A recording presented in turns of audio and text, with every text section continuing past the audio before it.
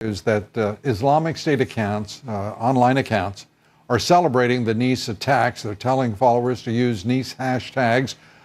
This is not yet a claim of responsibility, and these are not leadership accounts, we're told, but it does give you a sense of the attack's impact and the level of interest, certainly on online and in social media. Joining us tonight, the founder and president of the American Islamic Forum for Democracy, Zuhdi Jasser, and former senior military intel officer on the FBI National Joint Terrorism Task Force, Steve Rogers. Thank you both for being with us. Let's start, Steve, with you. We're watching just a continuation of attacks against the West. There does not seem to be a governmental response, whether it be well, perhaps a few cruise missiles launched in the direction of Raqqa, maybe, but nothing sustained or effective. Donald Trump tweeted in his statement earlier, when are we going to learn? American blood has been spilled, French blood, English blood, blood from every single country in the Western Hemisphere has been spilled on the streets. The battlefield is here. It's time we spill their blood.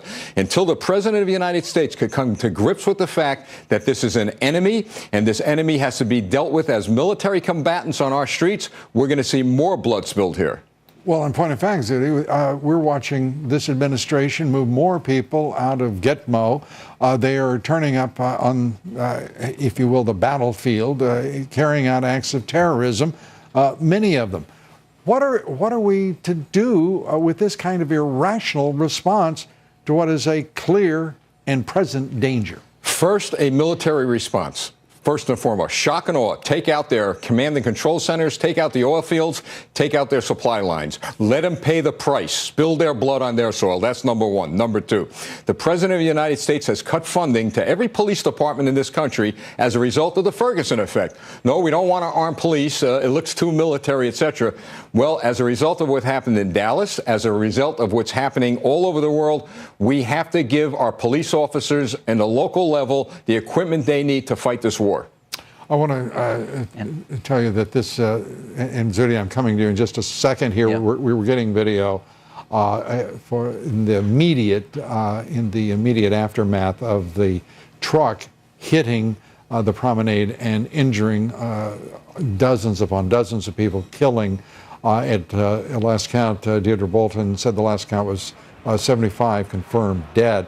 Here are the people lying on the ground, injured, some of them dead and dying. The truck driver at this point was shot. The police, we're told 4 police officers, fired into the tractor cab of the semi-tractor trailer and forced him from the tractor, stopped the tractor, and then as soon as he got on the ground, they were able to kill him.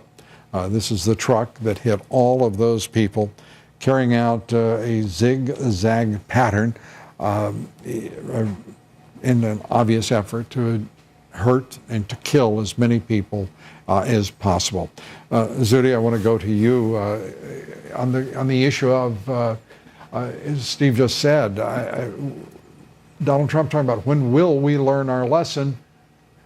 Why is it so difficult to learn the lesson that people are trying to kill us and mean to do so until they are stopped?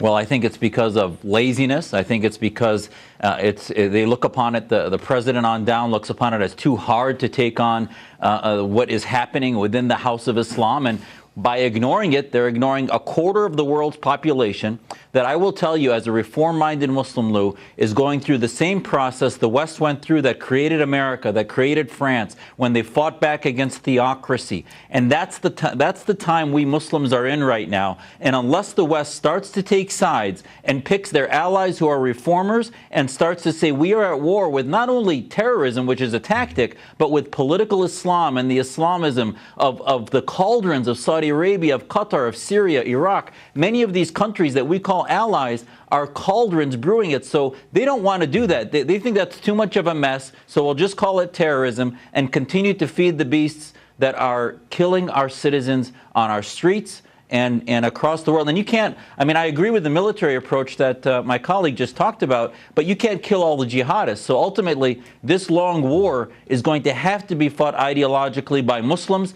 and until the West gets in this battle, we're going to continue to lose. Zuhdi Jasser, Steve Rogers, thank you both for being with us. We appreciate it. Coming up next.